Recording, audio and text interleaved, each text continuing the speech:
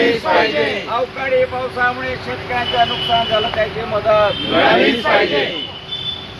कर्जमाफी झालीच पाहिजे. सरसकट कर्जमाफी झालीच पाहिजे. लाडक्या बहिणींना 2100 रुपये मिळालेच पाहिजे. लाडक्या बहिणींना 2100 रुपये मिळालेच पाहिजे. रात्रीला जळगाव जिल्ह्याच्या बऱ्याचशा तालुक्यांमध्ये जो चक्रीवादळाचा पाऊस आला, त्या पावसामुळे शेतकऱ्यांचं फार अतोनात नुकसान झालेलं आहे. केळीच्या बागा ह्या झोपलेल्या आहेत. सकाळी मी जवखेड्या गावाला जाऊन आलो आणि त्या गावाला म्हणजे अक्षरशः म्हणजे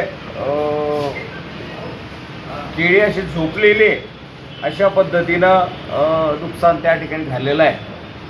आणि मग फळबाग असेल, लिंबू असेल, मोसंबी असेल, यासुद्धा त्याच पद्धतीनं त्याचं नुकसान झालेलं आहे.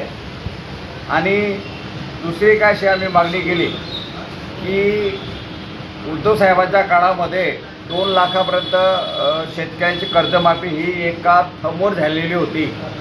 आणि ह्या महायुती सरकारने आपल्या जळगावच्या सभेमध्ये मुख्यमंत्री देवेंद्र फडणवीस यांनी सांगितलं होतं की आमचं सरकार जर आलं तर मी 7/12 कोरा करणार ही असं तिला 2100 रुपये देऊ. पण 2100 तर दिलेच नाही. पण जे दिले 1500 तेही 4 महिन्यापासून पैसे नाही. प्रोत्साहन अनुदान उद्धवसाहेब ठाकरेंनी त्या काळामध्ये बऱ्याचशा शेतकऱ्यांच्या खात्यावर 50,000 रुपये जमा झाले होते. परंतु जे बाकी राहिलेले शेतकरी ते सुद्धा या शेतकऱ्यांना पैसे मिळाले नाहीत आणि ते सुद्धा मिळावे. या 3-4 प्रमुख मागण्यासाठी या ठिकाणी आम्ही शिवसेनेच्या उद्धव बाळासाहेब ठाकरे या पक्षाच्या वतीनं या ठिकाणी साहेबांना निवेदनाच्या माध्यमातून मागणी केलेली आहे.